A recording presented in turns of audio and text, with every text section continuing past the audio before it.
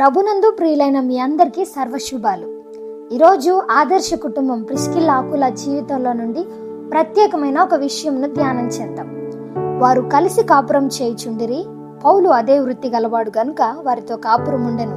అపోస్తలుల కార్యములు 18వ అధ్యాయం 3వ వచనం. అకుల ప్రిస్కిల్లాల వివాహ జీవితం ఆనందదాయకంగా ఉంది. ఈ కాపురం స్నేహ సాహసాల నిలయం. బహుశా ప్రిస్కిల్లా ఉన్నత వంశస్థురాలై ఉండవచ్చు. అంటే రోమా ప్రభుత్వాధికారిది ఈమెది ఒకే వంశం అయి ఉండవచ్చునని పండితుల అభిప్రాయం. ఈ రాజవంశస్త్రాలు డేరాలు కుట్టుకునే ఒక యూదుని వివాహం చేసుకుంది. ప్రిస్కిల్లా తన వంశ ప్రతిష్ట, సిరి సంపదలు అన్నీ త్యజించి భర్తతో పాటు ప్రభువు కోసం సామాన్యమైన జీవితం గడిపింది. విశ్వాస జీవితంలో కలిసి జీవించడం ఈ దంపతుల ప్రత్యేకత. ఈనాడు చాలా కుటుంబాలు విచ్ఛిన్నం కావడం చూస్తూ ఉన్నాం. Marriages are made in heaven అనేది నానుడి. కానీ ఒక వేదాంతి ఇలా అన్నాడు, all marriages are not made in heaven. ఆలోచించగా నిజమనిపిస్తుంది కొన్నిసార్లు. విచారం ఏమంటే, వివాహాన్ని గురించిన దేవుని అందమైన ప్రణాళిక చాలా మంది భార్య భర్తలకు తెలియదు. ఒక కాపురం నిలబడాలి అనంటే ఎక్కువ భాగం స్త్రీ మీదే ఆధారపడి ఉంటుంది. స్త్రీలు తలస్తే ఏదైనా జరుగుతుంది. ఒక గృహంలో ఎన్ని తుఫానులు గాలులు వీచినా భక్తి ప్రేమ గల స్త్రీ యొక్క చొరవతో అన్ని సద్దుమణిగిపోతాయి. డబ్బుంటేనే కాపురం బాగా సాగుతుంది అనుకోకండి. ప్రపంచంలో అత్యంత సంపన్నుడు బిల్ గేట్స్, ఆయన భార్య మెలిండా, వారిద్దరూ 27 ఏళ్ల దాంపత్య జీవితం తర్వాత అకస్మాత్తుగా విడిపోతున్నట్లు ప్రకటించారు. పైగా వారిది ప్రేమ వివాహం. వారి ఆస్తి 3.5 లక్షల కోట్ల రూపాయలు. వారికి 3 పిల్లలు. బిల్ గేట్స్ వయసు 65 సంవత్సరాలు, ఆయన భార్య మిలిండా వయసు 56 సంవత్సరాలు. దాంపత్య జీవితంలో ఒక్కసారిగా అల్లకల్లోలం ఏమిటో మనకు తెలియదు. డబ్బులు లేక మాత్రం కాదు. అమెజాన్ ఫౌండర్ జెఫ్ బెజోస్ 2019లో విడాకులు తీసుకున్నాడు. 2.5 లక్షల కోట్లు తన భార్య కెంజీకి ఇచ్చాడు. ఇలాంటి సంఘటనలు ఎన్నెన్నో. 1 పేతురు 3:7, మీ ప్రార్థనలకు అభ్యంతరం కలగకుండానట్లు జ్ఞానముతో కాపురం చేయుడి. తమ ప్రార్థనలకు జవాబు దొరకాలని భార్యాభర్తలు అనుకుంటే ఒకరి పట్ల ఒకరు ప్రవర్తించే విషయంలో జాగ్రత్త పడాలి. అంటే తన భార్య పట్ల చెడుగా ప్రవర్తించే భర్త కానీ, తన భర్తకు విధేయురాలు కావడానికి ఇష్టపడని భార్య కానీ చేసే ప్రార్థనలు దేవుడు వినకపోవచ్చు. భర్త భార్య బలహీనతల్ని సమస్యల్ని అర్థం చేసుకోవాలి.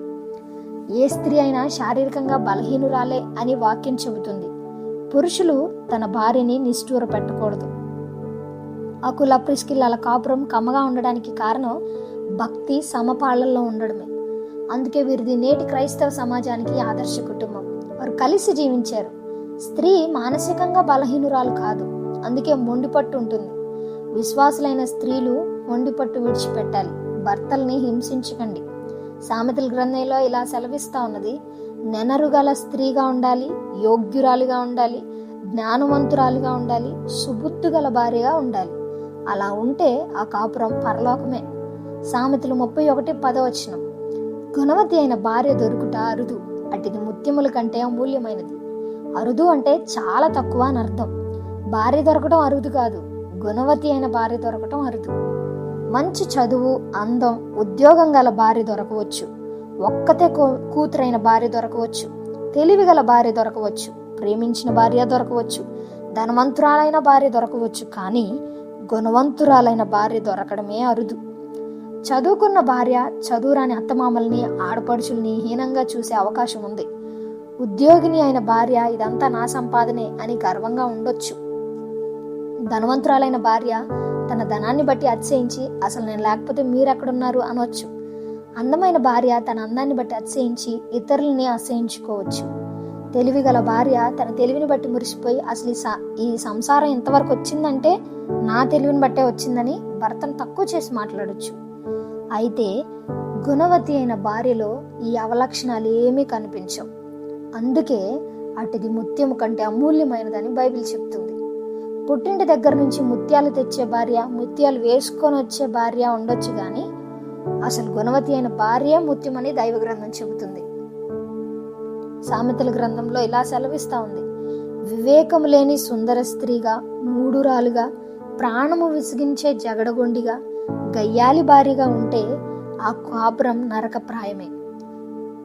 ఆదికాండం 3:6 స్త్రీ ఆ వృక్షము ఆహారమునకు మంచిదియు కన్నులకు అందమైనదియు వివేకమిచ్చు రమ్యమైనదియు నైయుండుట చూచినప్పుడు ఆమె దాని ఫలములలో కొన్ని తీసుకొని తిని తనతో పాటు తన భర్తకు ఇచ్చెను, అతడు కూడా తినెను. ఆది తల్లి అయిన అవ్వమ్మ కన్నులకు అందంగా కనిపించిన ఆ ఫలం తిని లోకం మీదకు శాపం తెచ్చింది. జ్ఞానం లేని అందం ఎందుకు అక్కరకొస్తుంది? స్త్రీకి జ్ఞానమే అందం.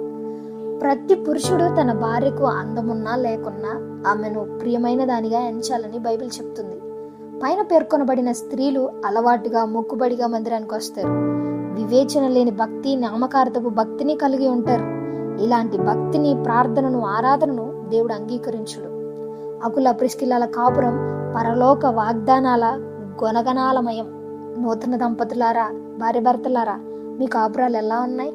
మీ కుటుంబాలు కూలిపోయాయా? తిరిగి కట్టుకోండి. మీ జీవితాలు మోడైపోయాయా? ప్రభు దగ్గరికి రండి, ఆయన చిగురింపజేస్తాడు. ఏ సహోదరునికైనను అవిశ్వాసురాలైన భార్య ఉండి ఆమె అతనితో కాపురం చేయి ఇష్టపడని ఎడల అతడు ఆమెను పరిత్యజింపకూడదు. మరియు ఏ స్త్రీకైనను అవిశ్వాసి అని భర్త ఉండి ఆమెతో కాపురం చేయని ఇష్టపడని ఎడల ఆమె అతన్ని పరిత్యజింపకూడదు. కొరింథీయులకు రాసిన మొదటి పత్రిక 7:12-13. బైబిల్లో అవిధేయులైన భార్యలు ఉన్నారు. లోతు భార్య, పోతిఫర్ భార్య, లేవీను భార్య, దావీదు భార్య అయిన మీకాలు, రాణి అయిన వస్తి, అదే రీతిగా యోబు భార్య, అననీయ భార్య అయిన సబీరా. వీరి సహోదరులకు ఆదర్శం కాదు, కానీ ప్రిస్కిల్లానే మనకు ఆదర్శం. ప్రభువే మనకు మంచి ఆదర్శం. కాపురం అంటే మరొక భావం నివాసమున్న స్థలం అని అర్థం. 2 శిష్యులు యేసు ప్రభుని వెంబడిస్తున్నారు. యేసు వెనక్కి తిరిగి మీరేం వెతుకుచున్నారా అన్నాడు. రబ్బీ, నువ్వెక్కడో కాపురం ఉన్నావని అడిగారు. వచ్చి చూడని ఆయన వారితో చెప్పగా వారు వెళ్ళి ఆయన కాపురం ఉన్న స్థలం చూచి ఆ దినము ఆయన యొద్ద బస చేసిరి. వారు ఒకే రోజు ఆయనతో ఉన్నారు. అంతే, వారి జీవితాలు పూర్తిగా మారిపోయాయి. వారు అనేక మందిని ఆయన యొద్దకు తెచ్చారు. వారి జీవితంలో మరెన్నడూ వెనుదిరగలేదు. మన సంగతి ఏంటి? ఎక్కడ కాపురం ఉన్నాం? అకుల్లా ప్రిస్కిల్లాలు ఏ నగరంలో కాపురం ఉన్నప్పటికీ వారి గృహం దైవ సేవకులకు నిలయంగా, స్థానిక సంఘం కూడుకునే స్థలంగా ఉండేది. ప్రతి గృహం ఒక సంఘమై విరజిల్లాలి. ఆమేన్.